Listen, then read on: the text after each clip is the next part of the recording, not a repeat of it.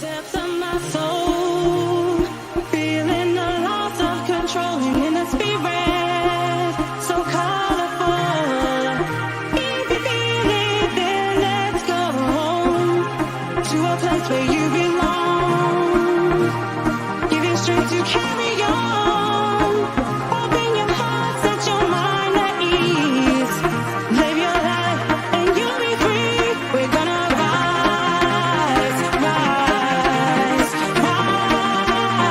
Keep on rising, rise, rise, rise. Rise, rise,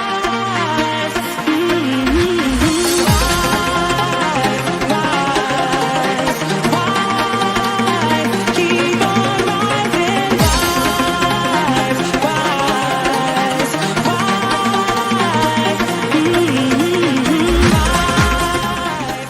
Take me home to the banks of the riverside.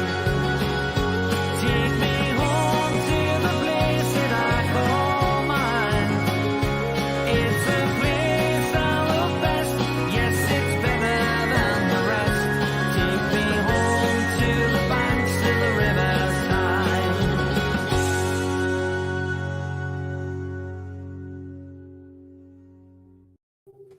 Good evening, everybody. Welcome to the Toon Review YouTube channel. Tonight, live, it is the Newcastle United versus Arsenal preview. And we have the King of Northumberland, Mr. David Harrison, hosting his first ever show. So welcome, Dave.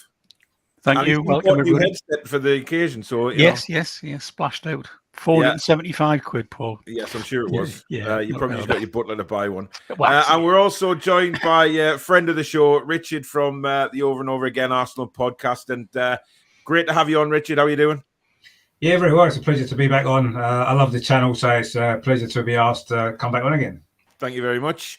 Well, we may as well get straight into it. We'll start with you, Richard. Arsenal, very much an enigma this season, I have to say. Terrible start of the season, got better, and then walloped at Liverpool. Where's the team standing at the minute?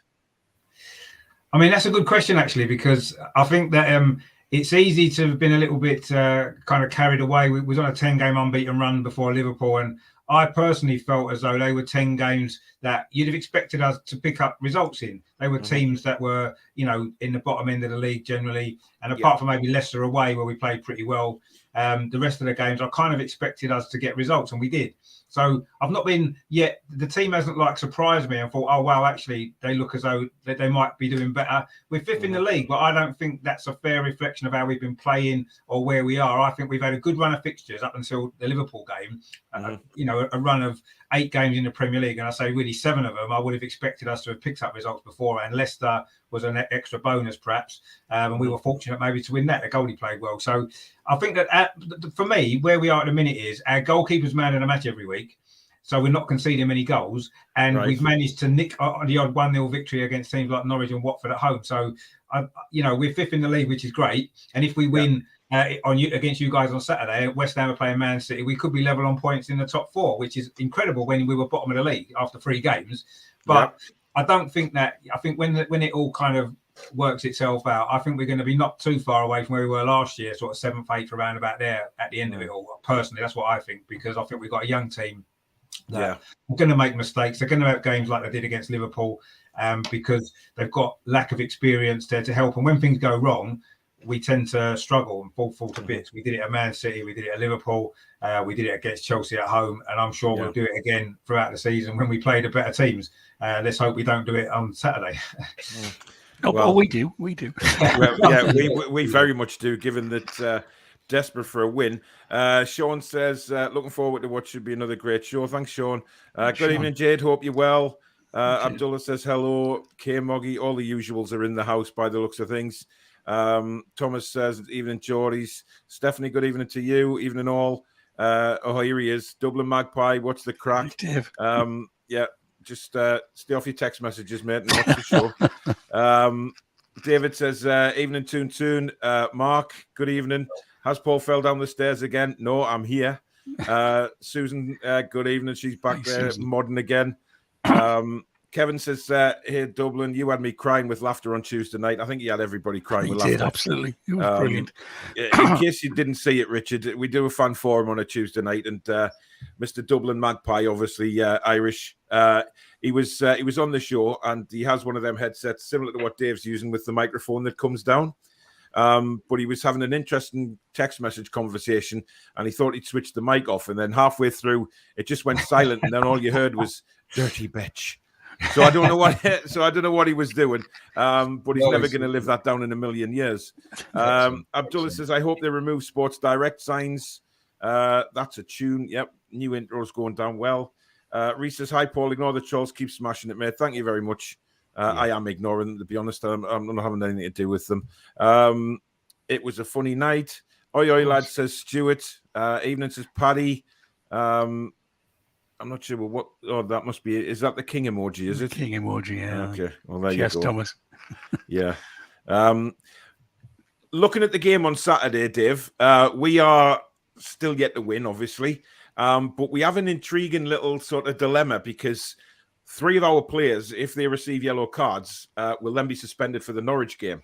Now, I've heard a lot of sort of talk today whether we drop Callum Wilson for Saturday in order for it to be free against Norwich, because that technically is the bigger game for us, the home game on the Tuesday. But having said that, we've got nobody else to come in because it's clear Dwight Gale's not going to be involved. No. He's not there. Lascelles is also now. I'd play Lascelles and get him booked so he gets suspended. To be honest, and also Matt Ritchie is a yellow card away from a suspension. So if you're manager, what do you do, Dave? Do you just put Wilson in and tell him to be careful? I think from my point of view, you've got to put him in because he's one of our better chances of getting a goal as long as we can get the ball to him with the the wide men. He's yes, he's got a few cards, but that was early on when things were going bad under our previous. I won't even say manager. Should I? But you know what I mean. So when things were, I think he was playing very frustratedly, and I think that's how he's got those cards. I think he's a better man than that. I can't remember when he got last year. I don't think he got that many yellow cards last year. I don't think he ever got suspended. So, but yeah, it is a dilemma. I mean, I'm with you on Lascelles. I'm frustrated with him because he clearly under Rafa was one of our better defenders, and he looked the part. But since then, as we often see on this channel, he's been bruised and he's just not the player he was. I mean, there's a few like that, but still.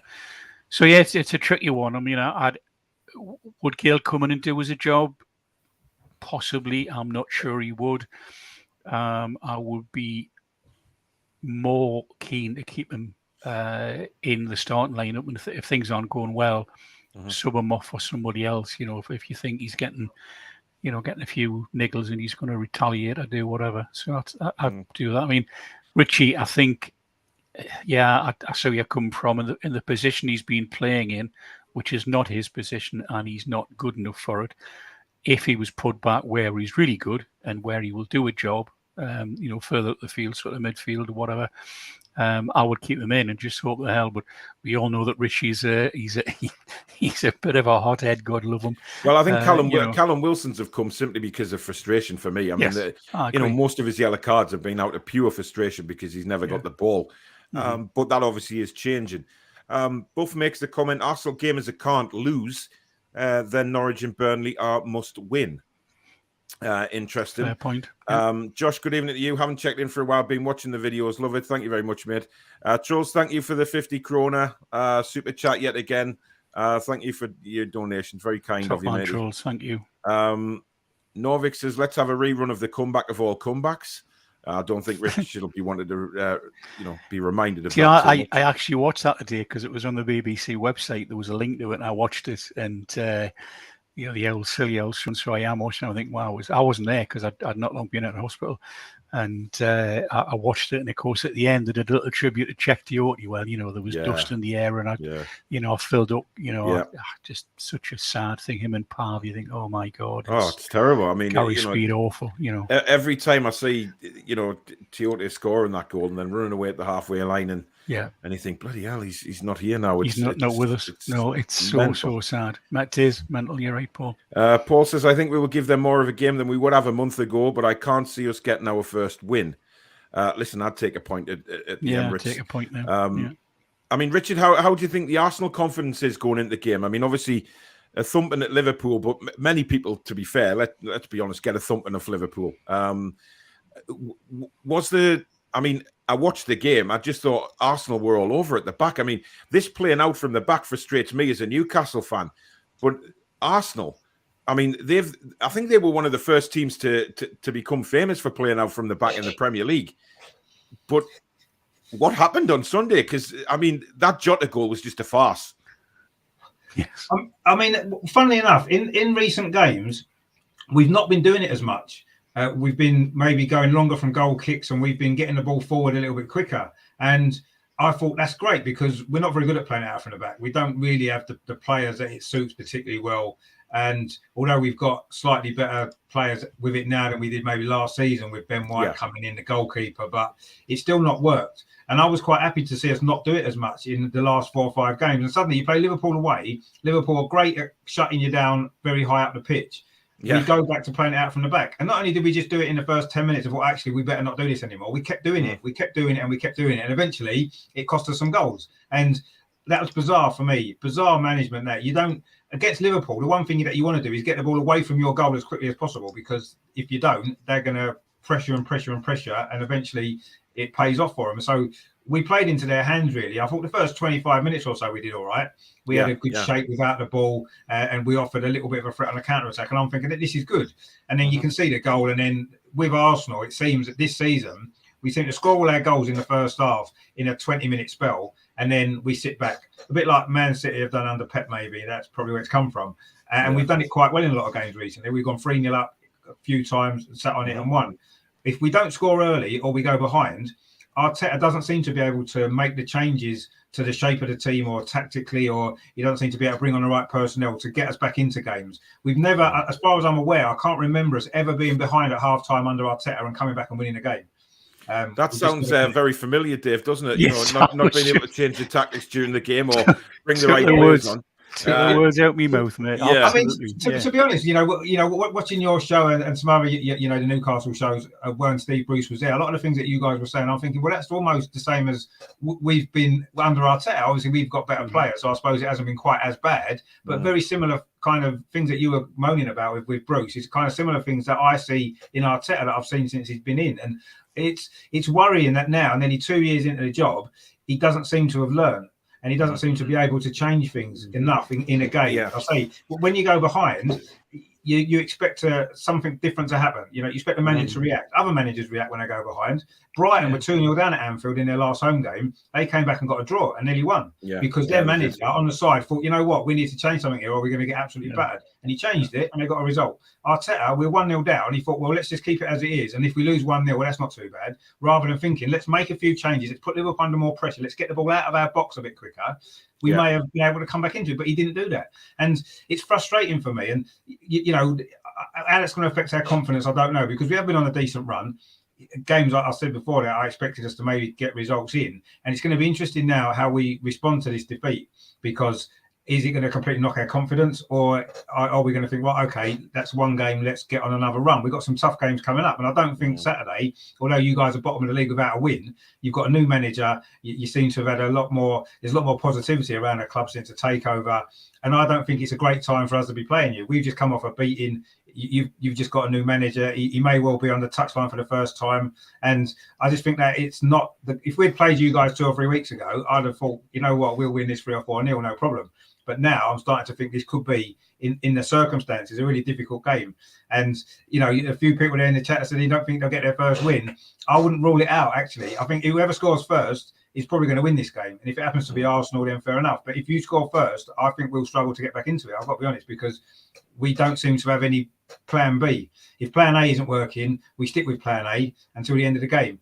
And usually it's not working and it doesn't work. So I'm a little bit concerned, but defensively, I know you guys can be got at, and that's maybe something that's an understatement. I think we are struggling massively at the back, but I think but Eddie Howe's not a defensive coach, is he? Bournemouth conceded lots of goals in the Premier League, and he likes to play good football. He's good to watch, but defensively, that's where this is why I said before, I don't think Eddie Howe's necessarily the right man for Newcastle for that reason, because he doesn't work from the back. He's played good football, but Newcastle conceding a lot of goals, and he's not going to come in and tighten it up and get a few 0-0 draws. He's going to, you saw last week a 3-3 draw. That's going to maybe be similar games that you're going to experience, which would be good to watch, but it may not get you the results instantly that you need.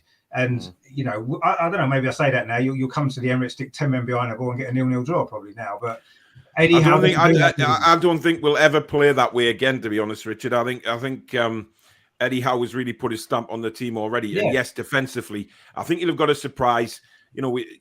Playing the centre backs like Lascelles and Clark, who are really poor. And you've got arguably our best centre back is Federico Fernandez sitting on his backside, sometimes not even in the squad. So we need to do something about that. Josh, what are your thoughts on Arsenal, Paul, and vice versa with the guest? Listen, Arsenal for me are, when they're switched on, and they'll kill you. They've proved that against a few teams this season. But like Richard says, it's the kind of thing where I think we suffered like that, Dave, under Steve Bruce, whereas if we seemed to score in the first 5 minutes of games and then that was it. That if we didn't score in the first 5 minutes, we weren't scoring at all. No. It could end up being a 5-5 draw. Yeah, you're right. I mean, it's funny. I was going to say, Richard, that what you're saying there. It sounds very much like us under Bruce. Learning nothing. Playing for a 1-0 defeat instead of trying to scrape a draw and maybe get a win. But yes, I mean, we have the 2 years under Bruce. Every time we went behind, you think, that's it. We're not going to come back. Whereas in other managers, we've said, yeah, okay, come on, we got there, but we never did under Bruce. But you're right, I think even when you do get that early goal, I mean, we joked on Saturday during the match, we had an attack in the first couple of minutes. I'm thinking, no, don't score yet, we'll blow it, and then we did, and then of course it was up and downhill ever since that. But I think one thing I was going to say to you, Richard, was I hadn't realised Arteta had been there 2 years. Of course, obviously it is, but I take it you think he hasn't really learned or grown into the job since he arrived, because you would have thought you would have, seen the times that they haven't played as well, or they've, plan B hasn't been there. You think you would have learned that by now, but clearly what you're saying, he's not doing that, which is a worry, I would have thought. He doesn't seem to be. I mean, I think he's got a very set way he wants the team to play. And I think that since he's come in, that the players he had at the beginning, he maybe felt some of these players can't play the way I want them to play. So he got them out of the team and he slowly started bringing players in. And now he's got a very different looking team to what he had 2 years ago. And it's still not really working. And I don't know. I just feel as though what you've got to do as a manager is you've got to be adaptable and adapt your games to get the best out of the before Arteta came, Aubameyang was scoring 30 goals a season, 40 goals a season in Germany under Klopp. And he's come to Arsenal and he was scoring loads of goals. And since Arteta's come in, Arteta seems to want to play a different style and he's not getting the best out of Aubameyang. Aubameyang scored 15 goals last season and he's probably going to struggle to get that amount this season. And he's halved his goal output under this coach because he's not taking enough attacking risks in a game. He's very, very structured in the way that we play. And I would imagine it would be quite easy to play against Arsenal because all you've got to do is watch 2 or 3 games and you know exactly what we're going to do and how to stop us. And any coach that's switched on will think, well, okay, stop Smith Rowe with the ball, stop Saka getting the ball, don't let Aubameyang get a free chance inside the 6-yard box. And what else have we got? Very little. So, we've got a few more goals from set pieces this season, but I'll see some stats. Arsenal have actually scored, I think, the second lowest amount of goals in open play this season in the Premier League. 19th we are in goals in open play. And that just kind of shows we're never going to be able to compete at the top end of the league while we're not creating enough chances in the game, and that's down to the manager, because we've got attacking players: Smith Rowe, Saka, Aubameyang, as I said, a goal scorer. Lacazette can score goals. We've got Pepe, can't even get a game. Martinelli on the bench doesn't get a game. We've got good attacking players, but the structure of the team is more about not conceding goals and keeping possession of the ball in very non-dangerous areas. We're very good in our own half, knocking the ball side to side. We can do that for 25 minutes in a game. Brilliant. But it doesn't get us anywhere. And then as soon as we concede the ball, give the ball away, as happened on Saturday against Liverpool, 2 minutes later, seconds later, we've conceded a goal. And that happens a lot. Whereas when we go forward, we do the same thing in the final third of the pitch, sideways, sideways, sideways, keep the ball, don't do anything. There's no end product, or very little end product. And that's our problem that we've got. And this has been the same for 2 years under Arteta. Under Emery, he got a lot of criticism, Emery. We conceded loads and bundles of goals, but we also scored a lot of goals. You know, we'd scored 80 odd, 70 odd goals, conceded 70 odd goals in the season there enough. And it was like that. Whereas now we've got one of the best defensive records and one of the poorest attacking records. We've got a minus goal difference after 12 games in the Premier League. You know, something's not working. And to me, he hasn't actually bought an attacking player. He's bought 16 players since he's been at Arsenal. He hasn't bought one attacking player. He's bought all defenders. He's bought a couple of goalkeepers. He's bought defenders and sort of defensive midfield players. Ødegaard, maybe you could say, is a slightly attacking player, but he's not a goal scorer. And he hasn't bought one of them in 2 years. And it's like, okay, is he building from the back, which isn't a bad thing to do? But after 2 years, surely by now he should have improved the attacking side of our play. Last season we didn't score enough goals. This season we're not scoring enough goals. 13 goals we've scored. I think you guys have scored more than us, and you're bottom of the league. Thing's not quite right there. Musical Magpies asks, will Howe give Lewis a chance at left back? Hope so. I don't think he will, to be honest. I heard Malcolm McDonald on Steve's show, I think it was this morning. I watched it. This morning, yeah. And he said that the problem is with Lewis, he can't defend. You know, he's fine going forward, but is defensively poor. But hopefully, you know, that's something that the coaches can work on with Jamal Lewis. But I think he'll go with Richie again. William said that he'd argue that Lascelles has suffered the most since Benitez left. And do we think Almiron will be a better player under Howe? I can't see Almiron improving. I'd love to be wrong. I want to be wrong, because you know, like most Newcastle fans, I love Miggy, but I don't think the Premier League is for him. I think it's too rough. I think it's too strong. He hasn't got the build.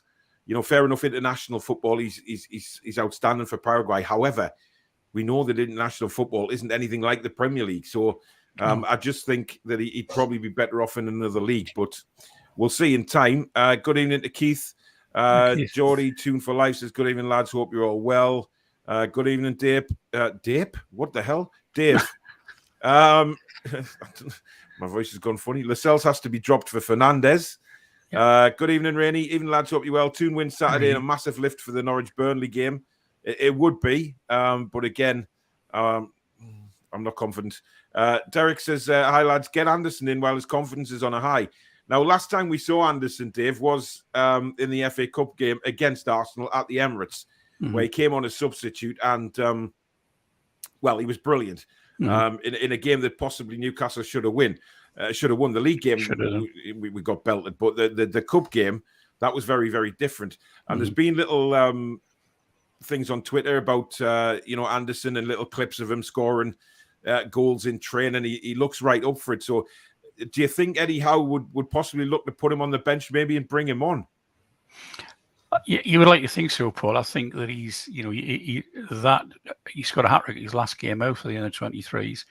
Coming back from a 2 or 3 game missing with an injury. So if you can come back that fit and that keen and that ready, I think he's a good option. I mean, like we said at the start of the show about would you drop Wilson? You could say that if Wilson's having a bit of a frustrating time, it looks like you might get booked. Yeah, you'd bring him on. I agree. Yeah. Whether you'd want to bring him on at a place like the Emirates away from home is another matter. But I think he's young, he's fit, he's keen. And that's what we've all said, for weeks now. What we want is young, hungry, preferably English. That's been a bit xenophobic, I realise, but, that's what I'd like to see. But having said that, you could do that and bring some really good foreign players in, to teach the young up and coming lads, you know. And I would certainly consider having on the bench. Whether Howe will just yet, I don't know. But certainly I would be looking to bring him on. It's what we used to say back in the day, wasn't it? Why aren't we blooding the kids? That doesn't seem to happen these days. No. You know, it didn't in any side, not just us.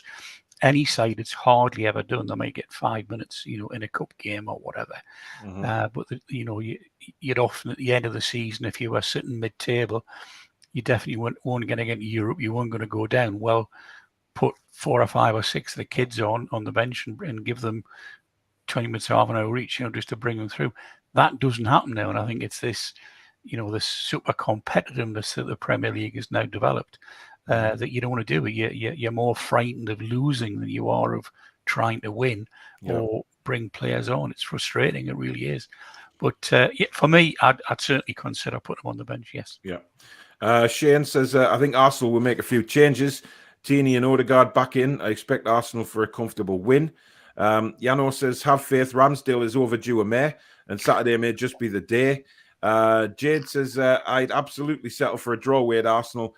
Our record there is abysmal. Have to beat Norwich and Burnley. So if Wilson has to come off on 60-65 with Joe Linton, Maxi and Miggy up top rotating, so be it. That's a good point. Yeah. Robert says Saturday could be where Joe Willock's season starts. Hopefully. Rich, I mean, Aaron Ramsdale, certainly a talking point. He's come in for Leno, and that save he made at Leicester City was just incredible. He's been pretty damn good. Has he surprised you? I mean, yeah, he has surprised me how good he's been. I mean, I thought that a lot of the criticism he seemed to get when we signed him was a bit crazy. Yes, he'd been relegated twice out of the Premier League, but the teams he played for, the defence in front of him wasn't exactly brilliant, was it? Exactly. So, you know, I don't think that was down to him. In fact, I think he got Player of the Year at Bournemouth and Sheffield United when they got relegated. So it just goes to show he obviously he's a good goalkeeper. And yeah, I've been surprised exactly how good he's been. And although it's been great, also for me it's been slightly worrying. When your goalkeeper's that good, what that tends to suggest is the defenders in front of him aren't doing their job particularly well, because he's making too many saves every week. And someone put a comment, didn't they? He's due a nightmare. Yeah, he probably is, because he's played so well. And I'm sure that'll happen. And unfortunately, when it will happen, we probably will get beaten quite heavily, because we've relied on him so much in those last 10, 11 games since he's come into the team. He's been unbelievable. I actually think on form, he's the best goalkeeper in the Premier League at the moment. On current form, and he's still young. He's going to make mistakes, of course he is. And let's not build him up too much. But at this moment in time, with the form that he's in, I don't think any goalkeeper, even Man City's goalie, Liverpool's goalkeeper, Chelsea, they're all good goalkeepers. But I think at the moment, on current form, but then that's down to the fact that they don't have as many saves to make as him, because they're playing in good teams. And Aaron Ramsdale, unfortunately, is quite busy. He's very busy. He's earning his money at the minute without a shadow of a doubt, and he's been brilliant. And yeah, it has surprised me how good he's been. And it surprised me also how good he's had to be, which is more concerning, really, than anything else. I mean, I don't think Leno's a bad goalkeeper, actually. I think Leno's done well for us since he's been at the club. He's had one or two, highlighted mistakes that he's made, but every goalkeeper does. But overall, I think he's been decent. And it's just Ramsdale's come in and been better. And Ramsdale is better with the ball at his feet. And I think that was one of the reasons why Arteta wanted him, because he knows he's more comfortable, that style of football that he likes to play. He's got no problem coming out of his box to clear the ball and stuff. And he almost wants a goalkeeper like Ederson, doesn't he? He wants us to be Man City, actually. So he's trying to get the players in who can play that way. But Ramsdale's been brilliant, and it is a worry at the same time as I'm enjoying his performances, and he's settled in really well. The fans love him now, and he has been. I think he's been our player of the season by an absolute mile. When you goalkeeper, you don't want your goalkeeper to be your best player. You don't. You want your goalkeeper not to have anything to do. And when he has to make one save here and there every half an hour, or every 2 or 3 games, you want him to be able to do it. But you don't want him to be man of the match every week. And it's great that he is, but it's also, I say, it's concerning that we're not addressing those problems. We're not we're not protecting him enough. Gabriel's come in at the back, and he's been good, to be fair. And Ben White's still settling. I think he'll become decent. But at the moment, we're getting opened up by everybody, and he's kept us in games. I mean, even that Liverpool game, they scored 4. They could have scored 11 if it wasn't for Ramsdale. Some of them saves he made, and it's like But then Leno was the same at Man City. We lost 5-0 at Man City. Leno was our best player that day. He made 4 or 5 great saves to keep the score down. So we've got 2 very good goalkeepers. I feel a bit sorry for Leno, because he's done not a lot wrong. we've just got a goalkeeper who's come in and just said, right, I'm taking this position now, and you've got to take your hat off. Got to take your chance. You've got to take your chance. Yeah, you have, and he's done that really well. Yeah, talking about Robert's comment there about Joe Willock and hoping his season starts. I mean, Dave, we know he hasn't been. He looks a shadow of the player, absolute shadow of the player that was on loan for us last season. Just doesn't seem to have any confidence. He did a few little nice things on Saturday against Brentford, but then obviously got taken off. I can't put my finger on it. Dave can't put his finger on it. I mean, Richard, I don't know how much you've seen in Newcastle this season, but I know you live up here. So, it's very surprising to us as Newcastle fans that he's so just a shadow of the player. I mean, what do you think it is? I mean, to be honest, this is what he was like at Arsenal. He played a lot. He didn't play regularly for Arsenal, but he played a lot of games over his time there. He played 70, 80 odd games, didn't he, in all competitions? And you can see he's got ability. You can see he's got quality. He makes them runs into the box. He can score goals, but also there's something that's lacking in his game for the Premier League. He's a little bit weak. He can get pushed off the ball easily. He drifts out of games too much. And this is what he was like at Arsenal. And, I've watched quite a lot of Newcastle, and when I've seen him play, he's just the same player he was at Arsenal. He's got a great moment in him. He's got some qualities, but is he quite good enough for the Premier League? I thought last year we come on at Newcastle, he did really well. I'm thinking maybe he's found somewhere that he's going to, he can really move his career on, because he is a talented player. There's no doubt about that. He is a talented player, but there was something missing from his game at Arsenal, and I wasn't surprised that we sold him. We moved him on because he was never going to play regularly for us. He certainly wasn't an Arteta type of player, and I'm quite surprised that maybe he hasn't pushed on this season at Newcastle. But when I have seen him, it's very like he used to play for us. He'd be good in moments. He'd be good, drift out of games. Maybe it is a little confidence thing as well. He's been in and out of the team, hasn't he, this season? And I think maybe at the end of last season, he was playing every game and he was brilliant. And I think that's what he needs. He needs regular football, playing regularly every week. And maybe because he's not getting that, maybe that's why his confidence is suffering. Maybe Eddie Howe can get more out of him, because I know Eddie Howe's always rated him anyway when he was at Arsenal as a youngster. So, I think Eddie Howe might be a good manager for him, actually. And I think we might get to see the best of Joe Willock more now than we maybe did before. But I want him to do well, because I like Joe Willock. He's a good lad. He's a good player. It just never worked for him at Arsenal. And I'm sure he'll do well for Newcastle eventually when he's maybe settled a bit more. He's still a new player. He's still a young player as well, isn't he? So he's gonna. I mean, it's a big move for him, because he is a young kid. I mean, it's a big move, a long way to move. And I just hope that maybe Eddie Howe finds that spark in him, that the part of the game that we can that Eddie Howe can maybe get the best out of Joe Willock, the best sort of tactics. Thomas, thank you very much for the 50. I think it's Krona super chat. He says, I went on a football road trip around England a couple of years ago. Saw the old Arsenal ground being rebuilt. Was saddened by it. What do you think? Yeah, Highbury was a very interesting ground. Helen says, hoping for at least a draw, but worried that Eddie hasn't been able to influence the changes needed because of the isolation. That's an interesting point, Dave. I mean, I know he's been having regular video calls with the squad and with the individual players, but it's not the same as being at the training ground, is it? No, it's not. I mean, it's a video call's one thing. I mean, we've all, in the last 2 years, we've done. I did 2 Teams calls today, and it's not the same. You. I think as my dad, God rest him, used to say, you can't see the cut of the jib over unless it's face to face. Yeah. But yes, and clearly he's the man that matters, and he's got his team there. Mm-hmm. I've no doubt he's telling the coaching team what to do and to pass on what he wants to see doing. But I mean, it's as we said this year, I think it's typical Newcastle that you couldn't rate it. Well, I'm sure Tyndall or Jones will be sort of drilling the players just as well as Eddie would. Yeah. I mean, we just got to hope that there's been a lot of questions about whether Eddie Howe will be there on Saturday. I think if he returns 2 negative tests, I think he can. Yeah, but I don't know whether I'm not sure whether he will be there. I think it's a little bit early, considering it was only Friday last week that he got the positive. So I think it's 10 days, isn't it? So 10 days. I mean, so really, I'm not sure. He might not even be there for Tuesday night's game. I mean, that's again. He'll be there for Tuesday, Dave. You know that. God, I hope so. Absolutely God, hope so. be. But, yeah. But I mean, I was just going to jump in about what we were saying about Willock. I mean, I think last season he didn't start every game, but I think he came on just about every other game. But he got an early goal when he came, and of course, then suddenly us fans think, "Wow, this kid's looking well." He looked keen, he looked hungry, he looked, he was quick, and of course, every time he came on, he was getting massive cheers, and were really glad to see him. And I think that give him that sort of sense of, I'm really loved here, and it's going to be really good.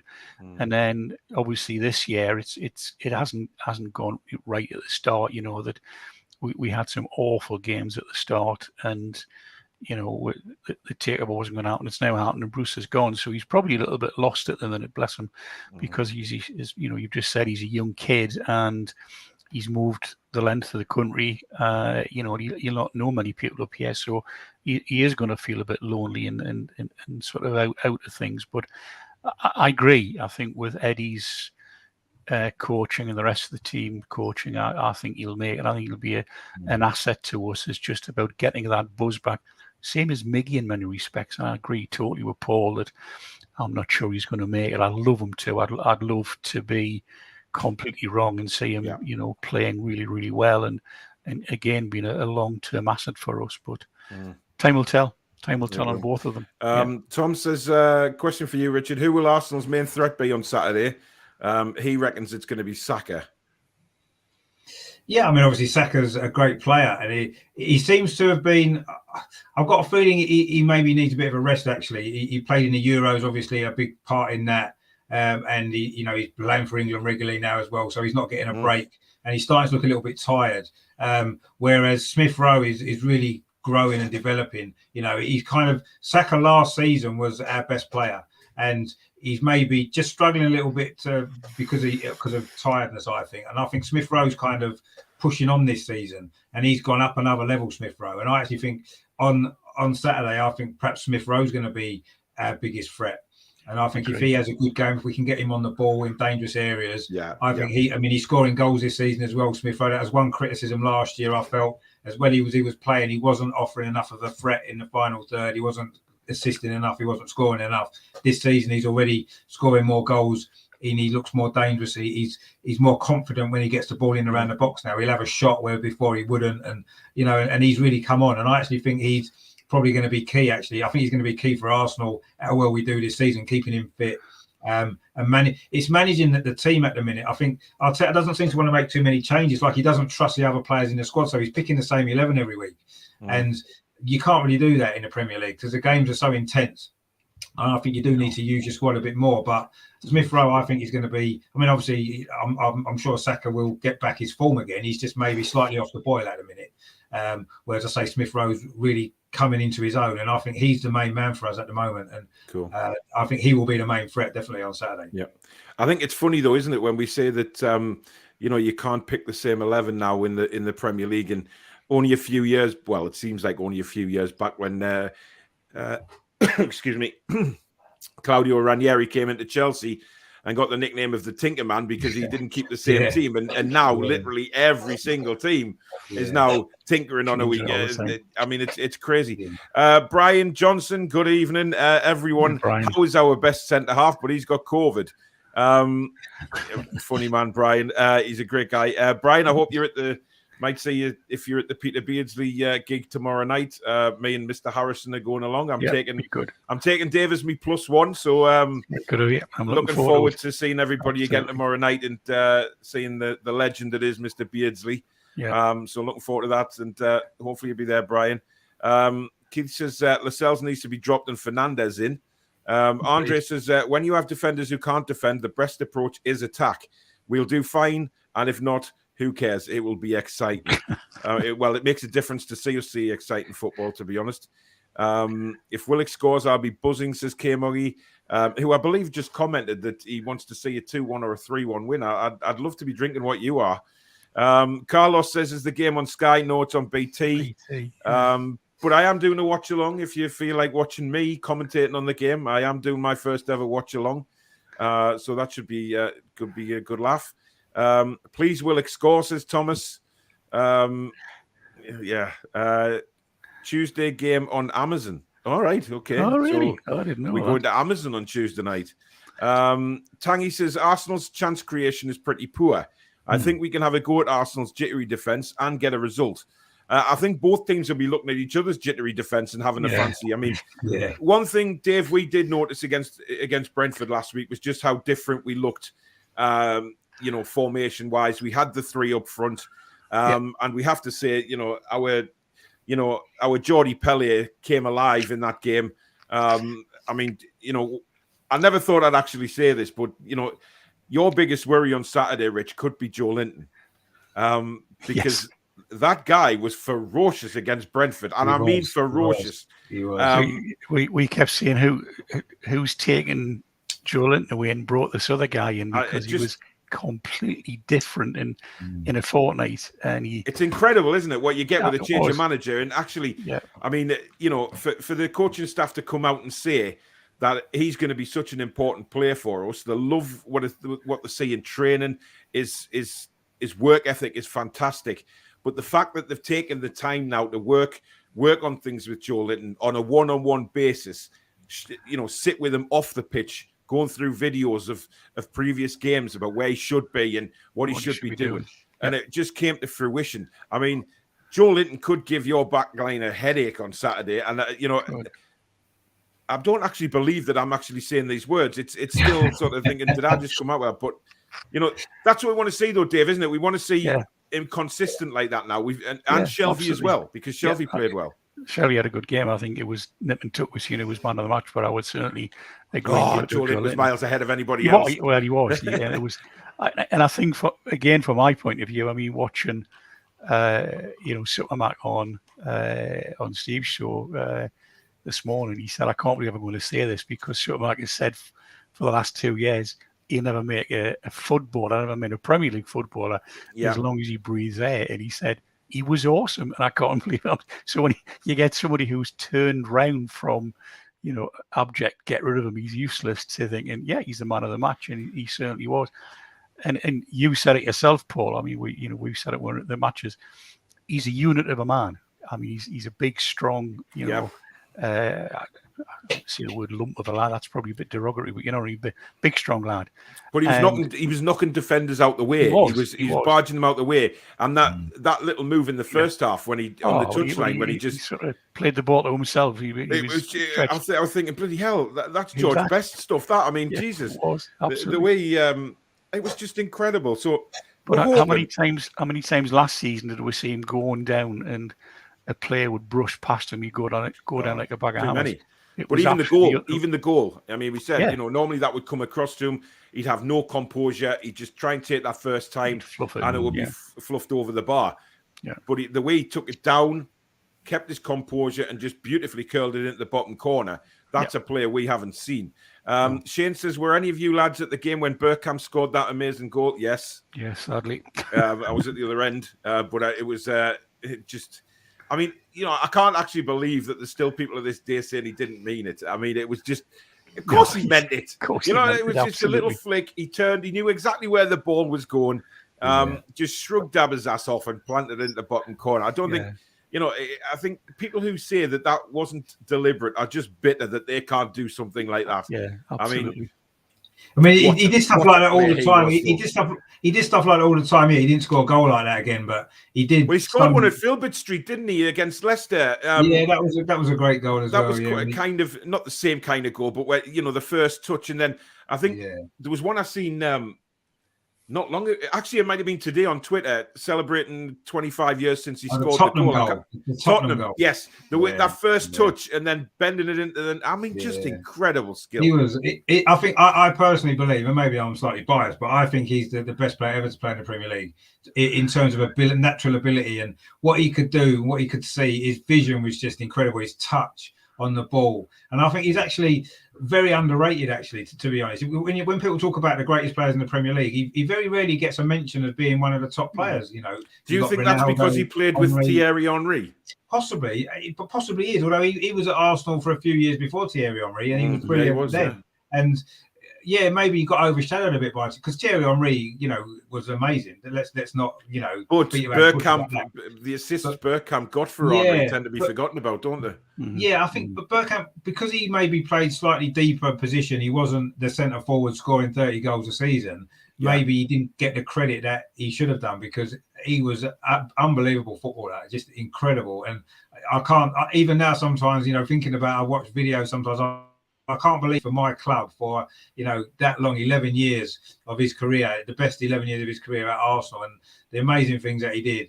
And there'll never be another player like him because there's never been another player like him before. He was totally unique in what he did, the way he played the game, and the way he saw things in his head. He knew what he was going to do 2 minutes before he even got the ball. He was never quick. He was never quick, though, was he, Rich? It was just the fact that what he could do. Exactly, yeah, that's what I mean. It just what he could do with the football at his feet. He didn't need pace. It's the same as Beckham. I mean, I'm not putting them in the same bracket, but what I'm saying is the ball.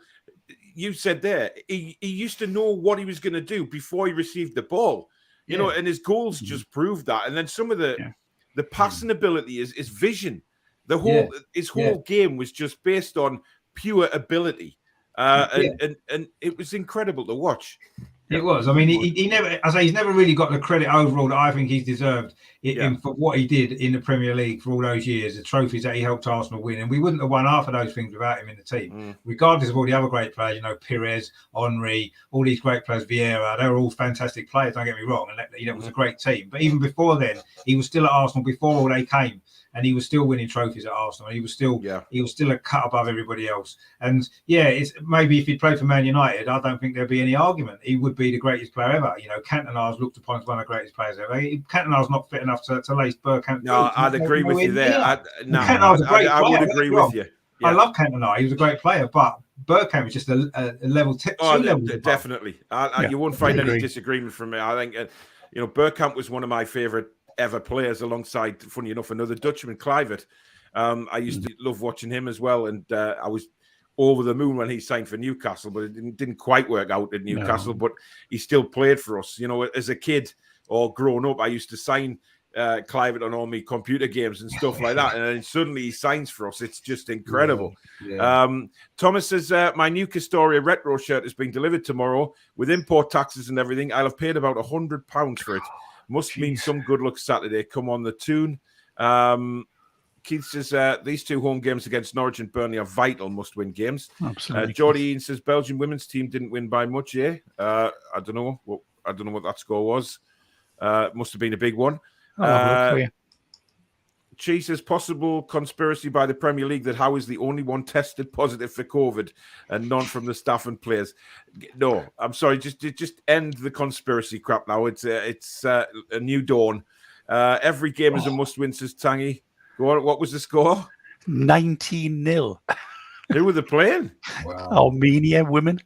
Oh my good God! The men won 10-0 the other week, didn't they? So that's true. Yeah, international football is dead, isn't it? Well, they play international football the way that they've structured it. When you've got teams like San Marino in groups like they should have a little competition of their own, all the lesser teams, and whoever wins a group qualifies for a tournament once every. Agreed. Even then, lads, Northern Ireland won 11-0, and Spain are currently winning 9-0 after 61 minutes. It's not football, man. It just isn't football.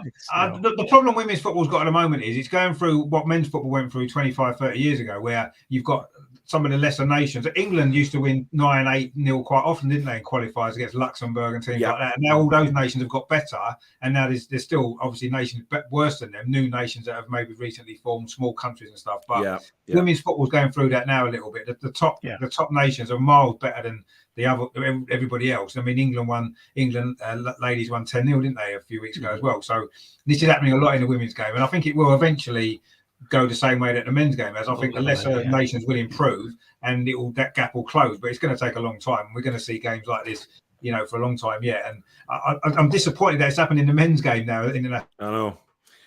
The thing is, I mean, I think I've been very impressed, obviously, during the international breaks, and I've watched a lot more women's Premier League football, and I have to say, the standard. Richard, I know you follow the Arsenal women's team, you do watch-alongs and things like that, and that's brilliant promotion for the women's game, because I think it has got so much better. Newcastle ladies are improving. You know, we've got Durham have got a ladies side where I live. They've got a ladies team as well, and I think they're all coming through. And I watched. I think it was the last one I watched was Man City against Chelsea, and Chelsea just absolutely destroyed. I mean, Man City were the biggest women's team, weren't they? They were flying when they'd all started, but Chelsea have got some tremendous players in that team, and I think women's football deserves a big shout out because it is getting much better. I mean, it used to be a few years ago, you'd see a shot from 20 yards and it would be dribbling at the pace of a tortoise and it would roll in the back of the net and you're thinking, oh God, the keeper. Some of the goals and some of the saves that these women are making now, I mean, you can tell that the standard has just gone so high. I mean, I've been saying this for a while, probably for the last few years, that I think in sort of technical ability, there's not a lot between the elite women and the elite men. Technically, I just think obviously men are a lot stronger and faster, and they can do everything a lot quicker, and that's the difference. So the game's a lot faster paced and a lot more physical. But in terms of technical ability, the women aren't a lot worse off. I don't think. Who's the girl that plays for Chelsea? Is it Kirby or someone? Frank Kirby, What a player she is, by the way. Yeah, absolutely incredible. A lot of good players actually now. The thing I like. Sorry, Richard. Go on, Dave. The thing I like about the ladies' game is that there's no histrionics. I mean, if somebody goes in for a challenge and they go down, they get up and they sort of just pat each other on the back and say, "Oh, well, let's get on with it," And there was one a couple of years ago where somebody had gone in, bust their nose, and they were bleeding, and they just blew the blood out and wiped it off, and then the bench was shouting, she went, "No, I'm fine. Now, if that had been a man's game, it would have been, on the pitch for 20 minutes. I would recommend anybody, certainly in the sort of Durham or Newcastle area, to go and watch the ladies' teams because absolutely they do deserve a big shout out. It's great football. And the standard is brilliant now, so go and head off and watch them. Yano says, Eddie of 2 years ago would have come straight in and changed the back four. He's progressed as a manager and he will be better defensively. Well, time will tell on that. Obviously, he's been doing a lot of work while he's been away. He's mentioned that on numerous occasions, that he feels like he's a better manager now than what he was. Geordie Toon for Life says, Miggy will improve under Howe. He's had nobody in front of him in the past, hence passing sideways and backwards. No more Longstaff, please. Oh, Dave, God, we cannot put him in the team on Saturday. He is just no. And I think it's sad because he was. Where was that player that Man United were rumoring to be wanting to spend 50 million quid on him? He's long gone, unfortunately. I have said on many occasions, there's a player in there. I am beginning to doubt that now, and I would be over the moon for a local lad to succeed and be as I said earlier, an asset to the team for a long time. But he just hasn't taken his chance, Dave. No, he hasn't improved when he needed to. And many people are looking back to say, well, he got a nasty injury or, he played really well under Rafa. Fair enough. So, continue what Rafa's taught you. Even though Rafa's not here, continue to do what Rafa told you. I mean, obviously, he fell out with Steve Bruce, etc. But who didn't, to be fair? True. Thomas says, I went on a football road trip around England a couple of years ago, saw the old Arsenal ground, it rebuilt the housing, was sort of saddened by it. What do you think? I mean, Highbury was a very, very intense ground, wasn't it? It was the players were very close to the fans, and it was that kind of old school football ground. I mean, I went there once when we won. Which was very few times, but it was when Robert scored a couple of goals, I think it was. 2-1. It was a great game, but I sort of, even as a visiting fan, I kind of fell in love with Highbury because it was one of those grounds I remember going to with my dad as a kid. Before all these super stadiums arrived, and it was very, very old school. You had the high sort of stands, and they were very much sort of on top of you, weren't they? And the old clock end. And I mean, Richard, for you as an Arsenal fan, it must be yes, you've got an amazing stadium there now with the Emirates. But do you feel like there's kind of that atmosphere from Highbury still missing at the Emirates? I think that the heart and soul dipped out of the club when we left Highbury. Right. That was, that was Arsenal. Highbury was Arsenal, and the marble halls and the history that was there, Art Deco stands, listed. They can't even knock them stands down because they're listed buildings. Listed buildings, yeah. That was what Highbury was. That's what Arsenal meant. For me, when I was a kid, the first time I saw the ground, that was it. And we'll never ever get that back. And no matter what happens in the future, at the Emirates, and yes, it's a great stadium. It will never be the same. We can win trophies there, we could win leagues there, we could do everything that we've done at Highbury, but it won't be the same because Highbury is Arsenal's home. And unfortunately, we decided to make the decision to move, and I can understand why we did, because we couldn't expand the ground enough because of where it's situated in the middle of the houses, and also the redevelopment of the clock end. We should have gone for a 2-tier stand in the first place, but we did that the year before Hillsborough, and of course they didn't know at the time that it was going to go all seater stadiums and stuff like that. And, the timing of that was unfortunate. If we could have got maybe increased the capacity at Highbury to maybe 50,000, I think we would have stayed. But we just wasn't able to do it, and it's a shame, a real shame. And I think part of English football history has been lost by the fact that not just Highbury, there's been some other great famous grounds that have gone as well, and it's a shame because that's what English football history was built on, those type of grounds, and we'll never get that back. And it's not the same. Arsenal aren't the same anymore. They're not the same club. And times move on and things change. And even St James's Park, although you're at the same ground, it's different, completely different now to what it was. Well, I mean, you say about St James's, Richard. I mean, there is rumours going around since the takeover that eventually they will look to obviously have a bigger stadium, and we're in the same sort of situation as what Arsenal were. The East Stand can't be redeveloped because the listed buildings behind. It's difficult. So. There has been rumours that they would move down to by the river somewhere. And that's my worry, Dave, that if something like that happened with Newcastle, similar sort of feeling. St James's Park has been... We can't lose another ground. We can't lose another famous old ground. At Anfield, we've still got... I know Everton are looking at moving ground as well. There's not going to be many left, is there? The old traditional grounds. And it'd be a massive shame. It would be a massive shame to lose them all. Yeah. It really would. I love going to the old stadium still. Yeah, I think part of the issue is, and you're absolutely right, Richard. I mean, I was going back to Highbury. I mean, I had relatives who lived, half a mile away, and I went there past quite a lot, and it was very iconic. And I mean, Dave, that'll have been just after the war, was it? Yeah, the First World War. Cheeky so and so. But I mean, yes, it was lovely again. I've been a couple of times. Funny enough, I've never seen Newcastle play there. I saw a couple of Arsenal games, So, and for many years, I think still now, I've still got a soft spot for Arsenal.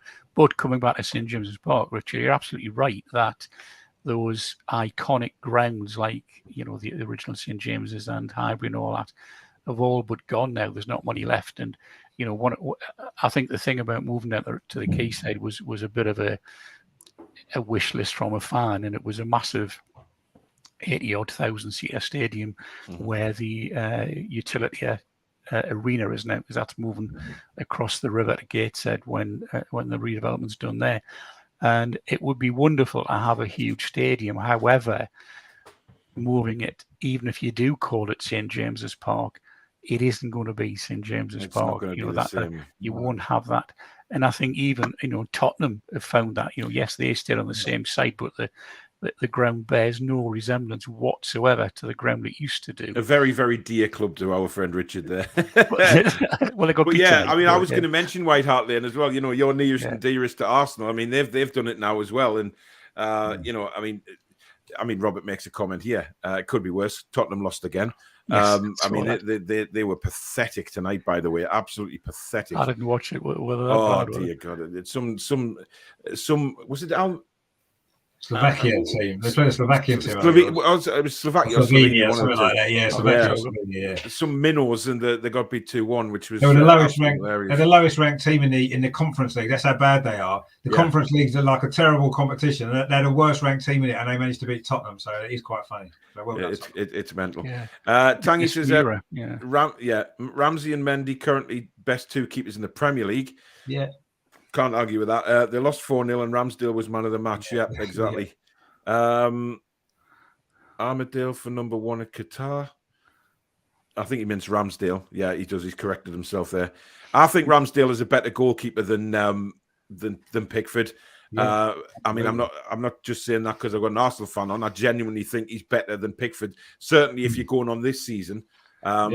You know, I mean, the rise from Ramsdale has been incredible because, like you said before, Richard, it's like, you know, you look at Ramsdale, where he's come from, the criticism he had, which I think was rubbish because, you know, you can only be as good as your defenders in front of you sometimes at a club. And when you're playing at Sheffield United and Bournemouth had a terrible relegation season, you know, it's not fair to judge him. Now it is because he's at a big club now at Arsenal and he's performing. And the rise has been incredible. So I think Ramsdale is better than Pickford. But, you know, we said this a million times, Southgate will pick his favourite players. You know, any England manager that comes into the job says, oh, I'm going to play the players that are in form. I'm going to do that. He doesn't. Let's face it. He sticks to what he knows, like any other England manager has. I mean, I agree. And he doesn't always pick the right players. But you've got to be honest and say that Pickford hasn't really let England down when he's played for England. No, he hasn't. In the tournament. Harry Maguire's another one. He's never let England down. He's terrible for Manchester United, but when he's played for England, he's always does a good job. And Harry Kane's another one. So I understand why he keeps picking them. He shouldn't be picking them on form, but they haven't let England down. And I think that maybe that comes down to it. He's got a little bit of loyalty there because these are players that have performed for him on a number of big games. So I suppose you can understand it. But yeah, I'd like to see him pick the players that are in form. I mean, for me, Pickford is the best English goalkeeper. So I think he's one of the best in the Premier League at the moment. Anyway, so he should be England's number 1 currently, but he won't be. Guarantee as soon as England play a decent game against a decent opponent, he played against San Marino the other week, didn't have a shot to save. When we play a decent team, he's going to put Pickford back in, isn't he? Obviously. And he shouldn't, because he should play players that are playing well for their clubs. But that isn't how England men have ever done it, have they? They've picked the same players. I mean, if you look at one of our joint superstar players, you know, Martin McDonald, who played for both teams, you know, he went for years where he was the leading goal scorer in the old Division 1, and he only got a handful of games because the then manager, whose name escapes me, just didn't like Revy, wasn't it? Revy? Yeah, that's right. Yeah, Don Revy. That story he said last Friday night at the Do. I mean, it was so funny. Unbelievable about how he just didn't even mention his name, and he just kept blanking him in the dressing room, and then you know, saying that he, you know, after he'd scored the 5 goals for England, you know, he saw Don Revy walking around the pitch at the other end, and he wanted to go up and smack him in the mouth. You know, it just unbelievable. Well, I think the comment against when he played Syracuse and got the 5 goals, and they didn't have a particularly big scoreboard in those days, you know, like you do now with that, you know, size of a house. And it changed it from England 5 to Cyprus 1 to Supermac 5, Cyprus 1. Yeah. And apparently Supermac was screaming at him, and I clearly won't say what he said, but it was along the lines of, you're looking at that. There's a lot of expletives. A lot of expletives. Yeah, unbelievable. He just wouldn't acknowledge him, and he shook hands with everybody in the dressing room after blanked him. It was unbelievable. You just walk past him and you think, good God, you know, the guy just won and scored 5 goals. Never. Can you imagine that these days with player power, though? It'd be mental. But Richard makes a fair point that the manager will play his favourites, which is okay, but not right. Yeah. Susan says, hit the like button, guys. Yeah, please do. If you're enjoying the show, don't forget to hit the like button. And if you're new and you like what you see, please do hit the subscribe button as well. On the way to try and get to 6,500 and then keep going on after that. So with your help, we'll get there pretty soon. Brian says, well said, Dave. Gaza, Waddle, Clark, Watson, and more all had to be blooded. I'd love to see Anderson involved on Saturday. You're looking well, mate. Well, cheers, you know, he has to, doesn't he? I mean, you know, let's just say he's looked like one of the Muppets for the last few weeks when he hasn't been very well. Honestly, you wouldn't know what to say 3 weeks ago. Looks like he's had a bit of Botox tonight, actually. Speaking, you know, it looked like, you know, the old pigeon eyes have gone. You know, obviously using the wife's cream there, David. It's working a miracle for you, my man. I'm on the show, you know. I'll put a bit of. I know. You do make an effort. Tony says Tony smells an upset on Saturday. Stuart says we can score goals against Arsenal, just hopefully more than them. But if Dubravka is back, should give our defence a bit more confidence. Yeah, Dubravka is far more vocal in. You know, everybody's wanting Dubravka back. We were mugged off by Arsenal with the transfer of Willock. Impact player, not a starter. Interesting. Yeah, I wouldn't turn you back on Willock yeah. just yet. Sergio, I think him featuring so prominently in the training video might be a hint he's starting. That's interesting. Alan says a lot more lights on at night. New owners seem to be putting in the graft under Ashley. Place was almost in darkness. I'm going for a point against the Gunners. Last order says welcome to the championship. Must be a Mackham. Heard the new owners are creating 9,000 jobs around Newcastle. They are indeed.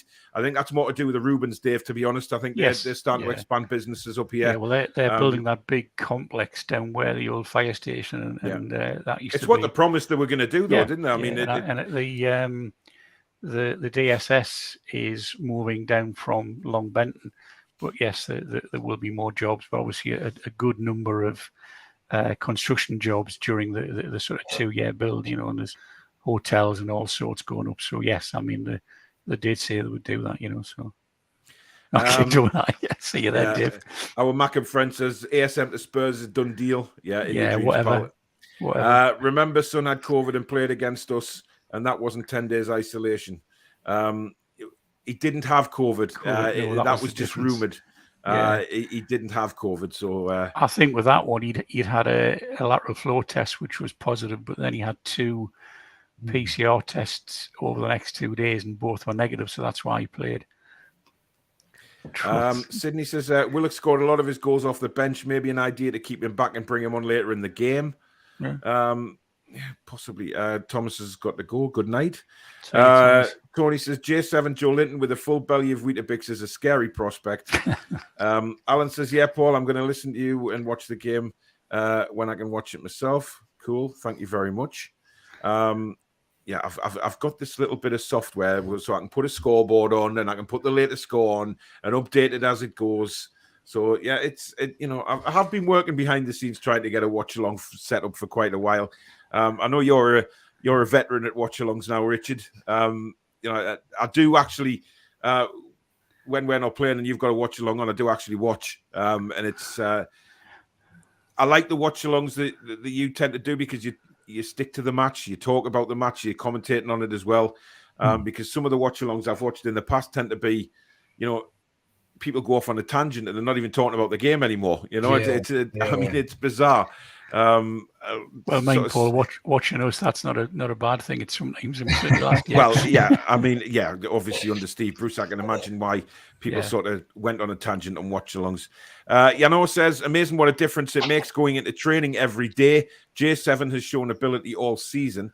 David says, totally agree with Lascelles playing and getting a card, needs replaced in the January window. Joe Linton showed good skill all game and was a handful physically for the Brentford back three.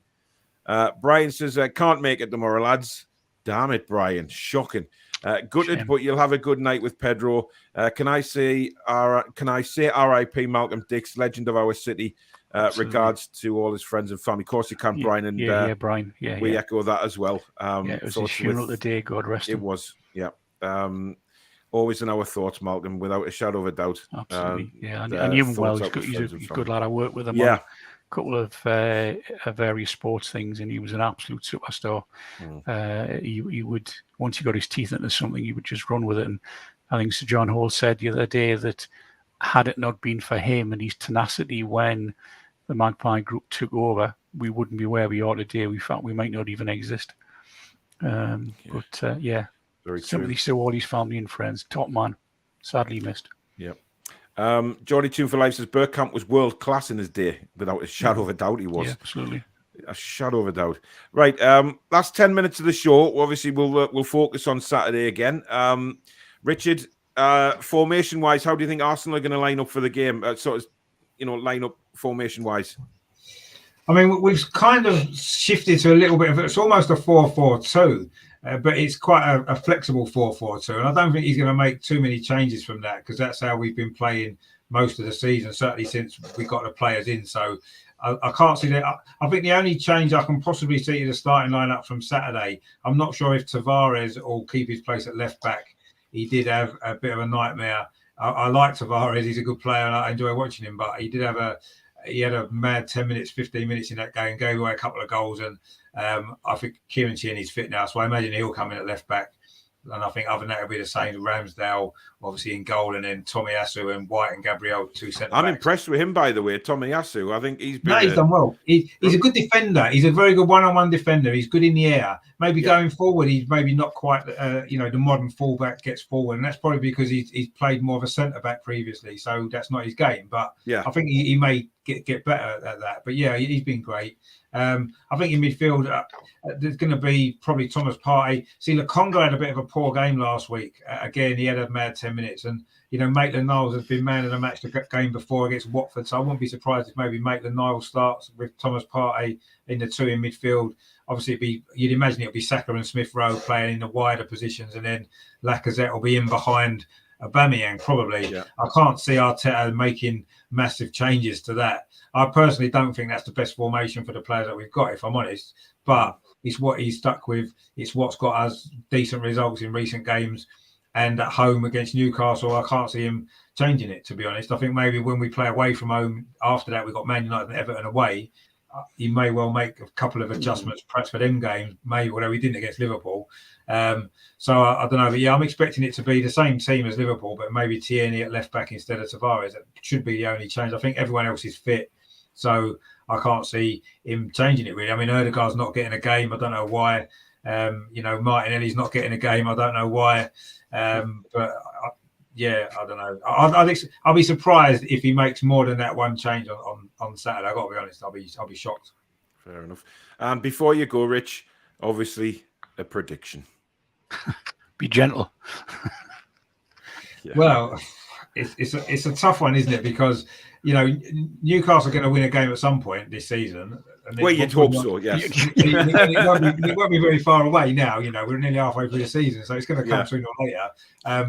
You've got a dreadful record away at Arsenal, going back to the Highbury days as well. I think we've won the last 10 at home against Newcastle. You hardly ever score a goal at Arsenal, let alone win a game. So everything's in our thanks favour. for that, Richard. Thanks. Well, no, I mean, I'm just saying everything is against you statistically, but these records are there to be broken. So that is true. Yeah. And eventually Newcastle will win a game in the Premier League. Eventually they'll win a game away at Arsenal again. And who's to say it won't be this weekend? I mean, yes, you'd imagine Arsenal are going to start favourites. Let's be honest. We're 5th in the league. We've got a decent record at home this season. Newcastle haven't won, but I don't think it's going to be as easy. And I've seen people say 5-0 to Arsenal and stuff. I don't think it's going to be that easy at all. I think it's going to be a difficult game. And we beat Norwich 1-0. We beat Watford 1-0. I wouldn't be surprised if we beat Newcastle 1-0.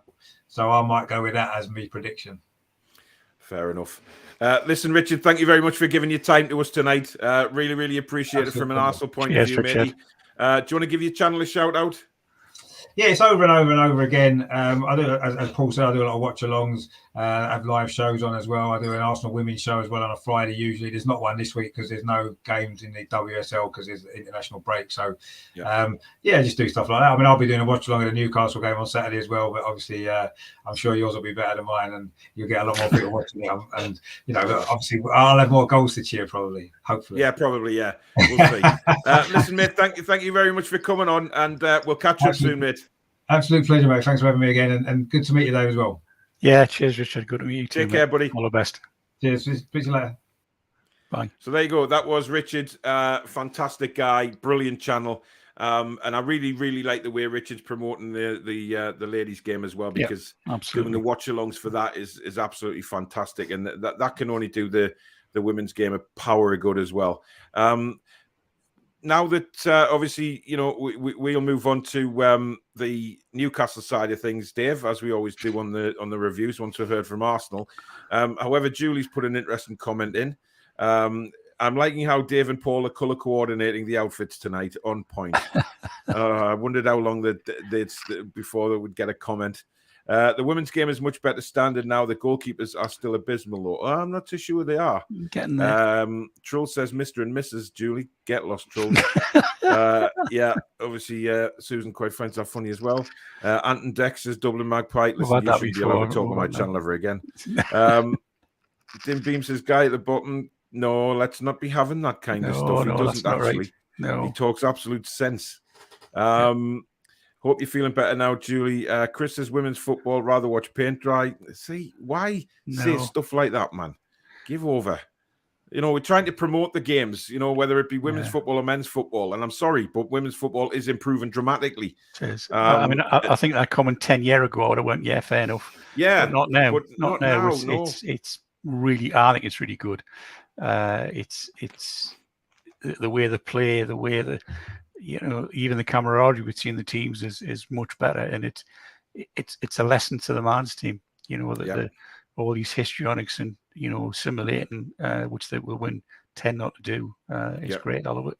Definitely. Love watching it. Andre says, Paul, you must have played Premier Manager 98 as well. I always bought Clivett and Timo Kitsbayer.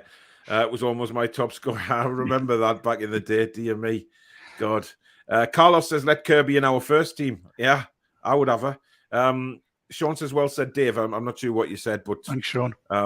you know, it must have been something sensible for once. Yeah, Mark says the West Ham grounds were the same. Yeah, Old Upton Park.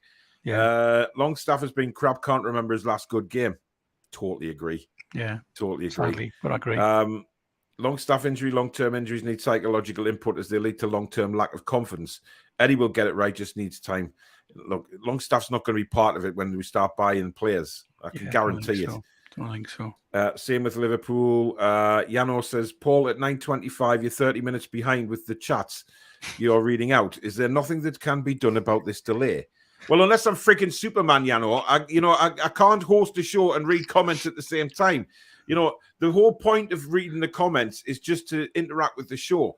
Yeah. The chat goes on when the show goes on. I just put up the comments to talk about some of them, you know, but that's what the chat is there for people to chat in there. That's what we do. That's what it's there for. I'd have to have 4 different hands. Yeah, it's a fair point, Yano, but there's a lot to do. Yeah, I don't think you realise how much there is to do. You know, when there's comments coming in, and I'm never mind. Anyway, still a good bloke, Yano. I like him. He is. He is. Yeah. But he's out of Sinclair. Highbury and Upton Park were both great grounds. Same with good old Upton Park. Fantastic. Yeah, exactly. Louis says, I'm glad the owners listen to fans because I know the majority of us wouldn't want anything other than St. James's Park. It's home to us. I couldn't imagine us going, to be honest. Troll says, anyone heard the story of Paul and the £6.10 once upon a time on the M6? They've got to get it in, haven't they? They've got to get it in. You'll never let that down, bunny lad. God. Anyway, Saturday, Dave. Obviously, very, very difficult game. Do you think we're likely to see a formation change, first of all? Not so much... Well, I hope so. I mean, I sat down before and I wrote the team down and I ringed the players that I want you see bit of homework. Wow. Hey, I tell you, I'm impressed. I tell you, man, hey, you know, I've gone for it. But I'm surprised you can still write at your age, Dave. Oh, jeez. Cheers, mate. I will punch you in the arm tomorrow. Well, I know you will, but I'll shut up now. Yeah. Oh. Yes. Get on with it anyway. Yeah. Okay.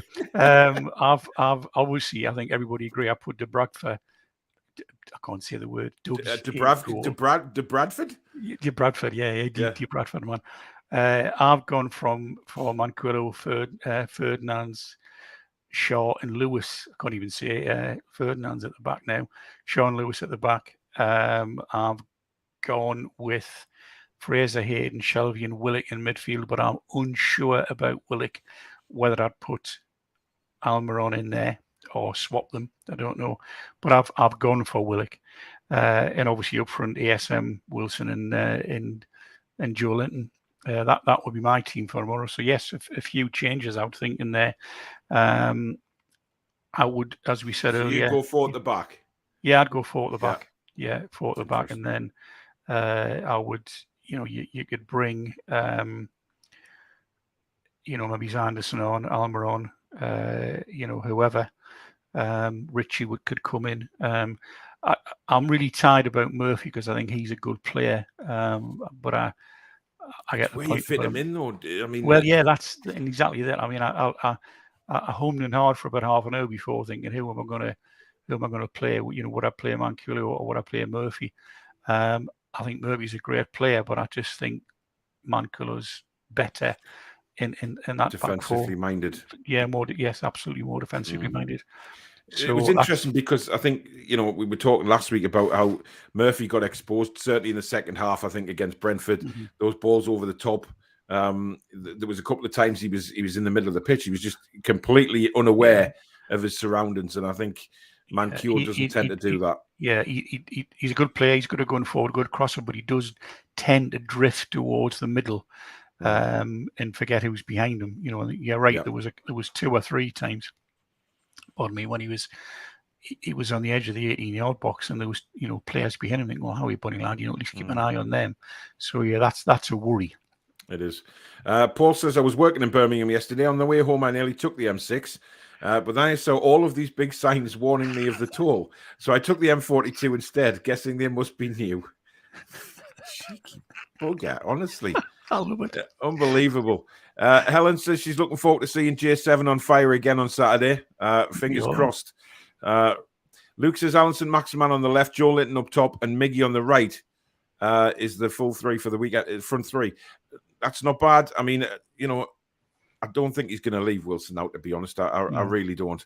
Don't get me wrong. If would listen to you 100% like your passion. I like the Steve Bruce rants. Thanks, Alan. Paul Bradbury quality. No, it wasn't. It wasn't a quality comment. Darren fancies a draw. 3-2 Newcastle. 2-1 to the Zebras. 2-2 Dublin Magpies going 4-3 win. Wow, Kobe hates Arsenal. Okay. Jason says reality is we're not good enough as we are, and we could be too far adrift by January. Hey, no, let's have positivity here. Sean says 2-2. Kobe's going a bit outstretched. I think Kobe might be a Tottenham fan. I'm thinking, Dave. That sounds very interesting. 10-0. Wow. Yeah. Brian says, hope we put in a big performance, something to take into the Norwich game. Happy birthday, Ned Kelly, Geordie Ledge. Yeah. Okay. He's getting his little you know, what do you call them? Ned Kelly. No, man. What do you like? Shout outs and stuff. He's getting them. Oh, right. Yeah. Requests or whatever they call them. Yeah. Take care and have fun. A great night. Cheers, trolls. Thank you very much. Yeah, take care, buddy. Hello, ladies, as John would say. Paul, good evening. Hi, Paul. Stuart says, been away to pick the son from work, half an hour. Hope not missed much. No, but you can watch the rerun. Don't you worry about that. Yeah. Julie says, I'm going to say a great show, both, and Dave, moi. Oh, you get the little kisses, don't you? Yeah. Don't tell Dave. Aye. Just because he's royalty, you know. Sitting there in bloody first co-hosting show and he's bloody getting kisses. I tell you what. She is lovely. She is lovely. She is. Barbara says, typically a male comment. Yes, I was obviously talking about the women's game. Listen, Barbara, he's living in the 50s still, unfortunately. But you will get people like that who, you know, won't appreciate women's football, which is a shame. It really is, because it's like some of the nasty comments. There was a couple on Twitter today saying, I can't be doing with you can't be doing with birds commenting on football. I mean, I've seen that one and all. Yeah, that was seen that one appalling. You know, I'm glad he got absolutely rounded on by all and he did. But you know, like I say, you're going to get people who still live in caves and eat raw meat, and you know, it's just unfortunate.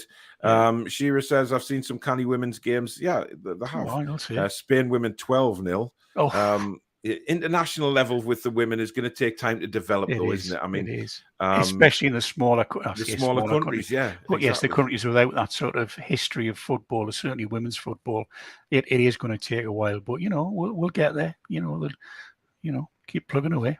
Yep, definitely. Great show tonight, Paul, Dave, and Richard, the Arsenal fan. Cheers, David says women's football is still miles away from the men's game. No offense, but no thanks. Look, we're not saying it's anywhere near competing with the men's game. I'm saying that the standard has improved. It has. You know, fair enough. It's not near the men's game. It never will be, because the men are more. It's a more physical game, physically stronger. That's just, that's just biology. You know, let's be honest. But you know, I'm talking about the standard of the game. Yeah. Richard made a good point when you say the technical aspect of the women's game is nearly as good as the men's. Obviously, the strength and the speed probably won't be there for a while, if ever.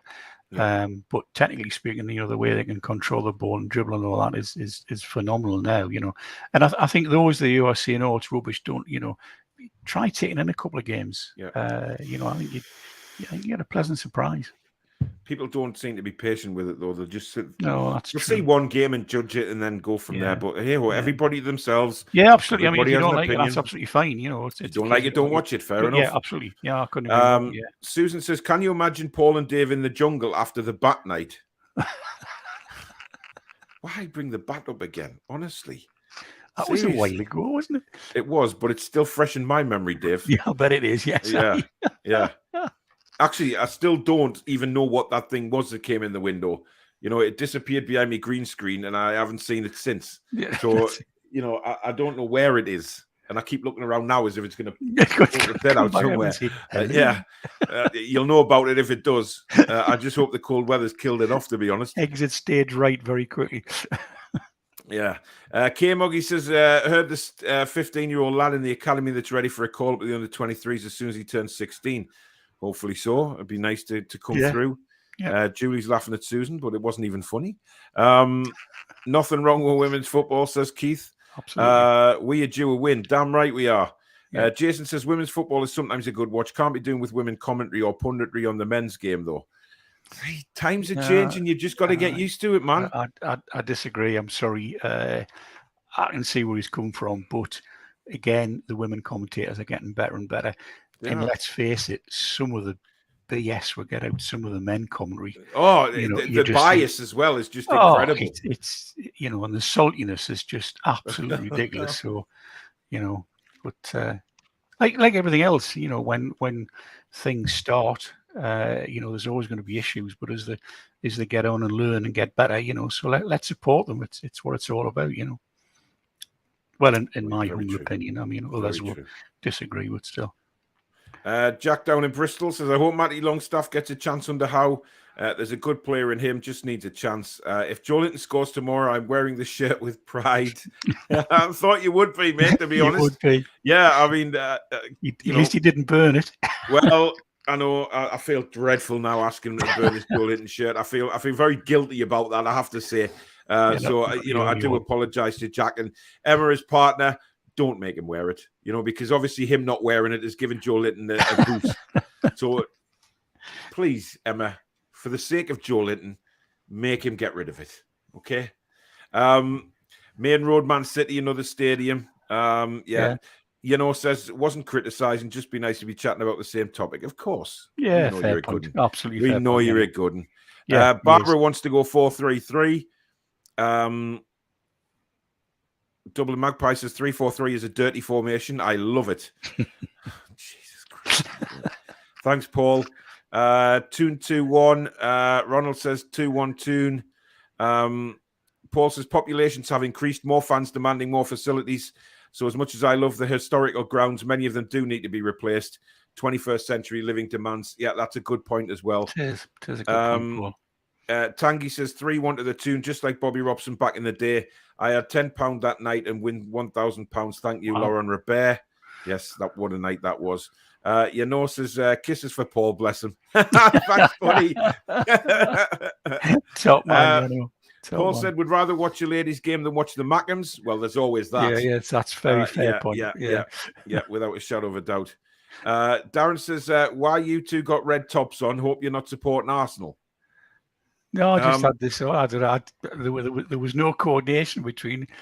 Yeah, that's by a Leverkusen. Yeah. Okay. And this is my Invictus Games top that I was. So given. It couldn't have been more wrong about supporting Arsenal, mate. Don't worry. Yeah. Leverkusen's my favourite German team, so you know, I've got a couple of Leverkusen shirts.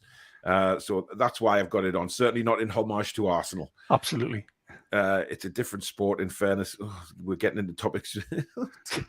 Ellis says 4-3-3 and Dubs back in goal. Yeah. Tony said they should put the women's game in before the men's game, in my opinion. Loads of people would come early to watch it, then go to us. That's not a bad idea, actually. Yeah, in fairness, it would certainly bring more awareness to how much it is improving. Mm-hmm. Barbara says women can control the ball better on their chest. Now we see if we'd said that. I know, we'd be shut down. God, can you imagine if I said that? The trolls that would go around. What? Dear me. Tony said that, we've seen that one. Nathan, only thing I don't like about women's football is Megan. Oh yeah, we know about her. Yeah. Well, Give Anderson a run out. K Moggy goes for this 4-4-1-1. Dubravka, Lewis, Manquillo, Shah, Federico, Fraser, Maxi, Shelby, Willock or Richie. J7 is the Cam and Wilson. That's not a bad side, if I'm honest. Yeah. I think I would probably agree with that actually. Yeah, that's a good side. Yep. Some canny women's refs and lineswomen. Yep, there certainly is. Only one woman commentator I don't like is Leanne Sanderson. I've never actually heard her, to be honest. No, I can't say I have. Alex Scott is one of the best pundits in the country. She is. Yeah, to be fair. I agree with that. Yeah, talks definite sense. Talks a lot of sense. Some Very of the knowledgeable as well. Yeah, exactly. Some of the male core commentators, Andy Hinchcliffe. Oh my God! Oh God, he's dreadful. Yeah. He is a cure for insomnia. That fella. Comments just skipped there. Right. We've come to the end of the show, Dave. How was your first day of hosting been? Been fun. Enjoyed it. Yeah. Good. Yeah. I think you've done very well. I think Thank next time what we should do is try and get backgrounds where we're sitting in that theatre like Waldorf and Stadler from the Muppets. Yeah, that would be. Especially if we lose a game of football, so we can just sit and groan all the time. We'll have to sit with arms folded and go. Yeah, and just complain all the time. Right, prediction from you, Dave. Let's have it. Look, everybody's on the chat's been saying we're going to win, and obviously that's the heart being a Geordie and a Newcastle fan as always to say we're going to win every game. Of course, you never do. You know me, I more than often go for 2-1, and I'm going to go for 2-1 win. And Dave, I think seriously, man, there is other scores in football than 2-1. You know, like I said a few weeks ago, when Rob Lee used to play at us, I'm not a betting man, but I always used to put 2-1 Rob Lee to score first, and I won more than I lost. So I do stick with that. I can't. I think people are saying it could be 3-3 and 4, whatever. Again, I can't see it being that way. I honestly believe that we will get a result. I would, as I said earlier on, I'd take a draw now, ones each or twos each. But I think if we go at them the way we did against Brentford at the weekend on the front foot, with their defence after last week's going to be a little bit panicky, and I think Richard hit the nail on there. I think the first goal will be the crucial goal that will win the match. So yeah. I mean, heart would say 2-1, 3-1. Head's going to say 1-1 draw. Interesting. I mean, we've got Paul saying 1-0 to Newcastle with Joe Linton. Barbara says, thanks, lads, for a good night. No problem. Thanks for watching, Barbara. Where we at here? Would love to see Newcastle women in the WSL. There will be soon. Yeah, there will be. The fight back starts at the Emirates. 4-3 says Dublin Magpie. 3-0 Arsenal and bounce back after that. Okay. Nikki says, great show tonight. Thanks, Nikki. 3-1 to us Maggies. I am going 3-3. Again. Yeah. Oh, wow. Listen, the reason is, I think both defenses, that is the only reason I can see goals in this game. Yes. But I don't think we can hold on to like a 2-1 win. You know, I think it's going to be one of those games where it's just sort of poor defenses. Would you stick with that if you put Dubs in? See, the thing is, right, I think he'll still go. I've got a horrible feeling he'll still go with Clark and Lascelles. I don't know why. I just do. Yeah. And that's why I'm judging us conceding 3. But I think given their performances in defence, I think we can score as well, given how the attackers that we have. Yeah, I agree. Yeah. So, you know, if it is that back two, I can see, 2 central defenders for Newcastle. I can see a 3-3. So that's just the way I'm going. But obviously, my heart is willing us to win a football match. I just, I mean, it'll be incredible doing the match reaction straight after the game with a win. What I don't want to be doing is a match reaction where we've been thumped 4 or 5. Yeah. Given how poor Arsenal were last week, I think their confidence levels will be down a little bit, and we can try and maybe go for them. So I don't think it'll be a 4 or 5. Well, I hope, obviously. I don't think it'll be a 4 or 5. Well, Tangy makes a point there that, Crystal Palace went to Arsenal, gave it a go, and nearly won the game. Yeah. So that's why he has hope. Richard says, great show, lads. Thanks. Tony says 2-1 to the Skunks. Helen says, enjoying this fab duo. Wow, fab duo. Thank you, Helen. Thanks, David says 1-0 to the Toon. Darren says 3-0 hat-trick Joe Linton. Wow. Take that. Damn right. Paul says, good show, guys. Thank you. Yes, Take Paul. care, everyone, says Susan. Keith says, great team, Paul and Dave. Hey, look at that. Yeah, thank you. I told you I'd make something of you eventually, Dave. Yeah. Barbara says, if Dubravka is in goal, we won't concede 3. I know, but you've got to consider who's in front of him. That's all I'm saying. Take care and always remember to mute your mic, says Dublin Magpie. Indeed so. If you haven't seen why, go and watch the fan forum on Tuesday night. You'll find out why. Go Linton scoring back to back. Mark my words. Well, hopefully so. Says I can see Dubravka having a point to prove if he plays, and us having a clean sheet. Would love a nervy 3-0. A nervy 3-0. Is there such thing? Nathan says don't want to jinx it, but I just can't see us losing. 2-0 Toon win. Dublin, people are laughing at Dublin again. I mean, 2-1 Newcastle. Let's do it for Speedo. Stuart says, love the show, lads. Absolutely hooked. Thank you, Stuart. It means a lot. Yes. Right, that is it for the fan forum. Fan forum? What? That's Dublin Magpie's fault, right? Or it's you giving us your senile stuff. I don't know what it is. I would say take care, Misfit, but Paul laughing. I'll give out 14-0 to Newcastle. Oh, Jesus Christ. K Moggy says, enjoy the show every time, night all. Thank you very much. Right. We have finished the match preview. Yes. Coming up on the channel over the weekend, we do have a brand new show, which is the watch along for the Arsenal versus Newcastle United match. I will be live from around midday, kick off at 12:30. Do join me for the watch along. I'm really looking forward to doing it. It's the first ever one on the channel. So obviously we'll be commentating on the match and keeping up to date with everything that goes on. And I want you guys to join in as well. Tell me what you think of the match so far. We'll have a good discussion and interaction about it throughout the match.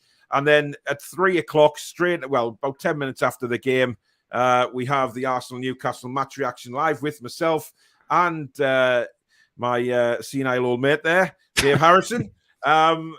I'm really looking forward to that. And like I said before, Dave, we want to see a win, don't we? Or at least, a match reaction with a bit of positivity, don't we? Yeah. I mean, I think if, I'm going to say, God forbid we get beat, but if we go down fighting and you think, we had more of the same from last weekend and there was better bits and better this and better that, you're going to say, that's great. I mean, obviously a win would be absolutely phenomenal. But, it's Newcastle. You never quite know what's going to happen. Well, it's a roller coaster if not else, isn't it? I mean, it never changes. I'm looking forward to the game though, because I'm looking forward to seeing what formation we go out with and what the tactics are. I mean, I think let's just hope that these sort of defensive tactics have now gone, Dave. Where we just sit behind the ball and let Arsenal have it for the full game. I want to see us pressing us pressing them like we did against Brentford. Go at them, try and win the ball back, and take the game to them, and not just sit back. Yeah, but I think it was quite funny what Richard was saying earlier on about Arteta. You're getting beat 1-0. We'll just close it and just keep that one. And where have we seen that before? And I that won't happen anymore. And I think that. I think Eddie Howe and the team will have plan A, B, and C now instead of not even plan A as we used to have, and they will change things if it's not working. They're quite prepared to bring people on early and change people around, which never used to happen, under SB, but it's... we don't say that name anymore, sorry? We don't say that name anymore, do we? No, it's like Voldemort, isn't it? The name you don't say. Tony says, moi. Dublin Magpie says, I am to blame for everything now. Yeah, COVID. We may as well blame COVID on him as well. That's a bit harsh. Norvik says, Toon 2-1 win. Tangy says, Paul, you've had a Sinclair right there. Yep, I did, calling it the fan forum. I'll take my trophy with gratitude. Thank you very much. Yes. Jason, 3-0 to Arsenal with a female commentator on Match of the Day. I think he's been a bit sarcastic there. That'll do. Paul says, can everyone like and subscribe, please? Absolutely brilliant show. Thanks, Paul. I really appreciate that. Barbara says, will Howe be back in the Arsenal? We don't know yet. I don't think he will, but we'll find that out tomorrow. Take care, Garnier. Okay. I don't think so, Barbara. I think it's 10 days seclusion. We'll find out tomorrow. Don't worry. Yeah. Says live watch along. Hope you keep up with the chat. I'll be tuning in. Good one. Tangy says, isn't great. Just looking forward to the game. Yeah, it is. It's just a complete difference, which is fantastic. Did we have a plan A under SB? No, we didn't. Fantastic show, says Darren. Right. Thank you very much, guys, for taking part in the show. Thank you to everyone that super chatted. It's been great. And thank you to Richard again for giving up his time on a Thursday night to come on the show as well. Obviously, it's been a real struggle for me these last few days because my daughter hasn't been very well. She had COVID. My youngest daughter, Phoebe, she's had COVID and she's now suffering from long COVID. She's not well. So thank you to all the messages that I've had today, well-wishing and everything like that, because it does help. And obviously, all them horrible trolling I had, and then this, it's been a stressful time, but thank you to everybody for all the support. Obviously, Susan as well back there. Thank you to her for her support. And Dave and Julie in the mods, absolutely fantastic as normal. It's been great having you on, Dave, as your first co-hosting mission. Thank you. First of many, hopefully. And really enjoyed the show. So as I say, I'll be back around about 12 o'clock at lunchtime on Saturday for the watch along, and then me and His Royal Highness Dave will be back at 3 o'clock on Saturday with the match reaction. Talking about Dave, all the goals. I will see you tomorrow night, my friend, at the PSB. But obviously, I'll speak to you tomorrow to arrange a time to meet up and everything. Looking forward to that. So thank you everybody for watching. It's been a pleasure, and I'll see you on Saturday for the watch along. Take care, everybody. Good night. Good night, everybody.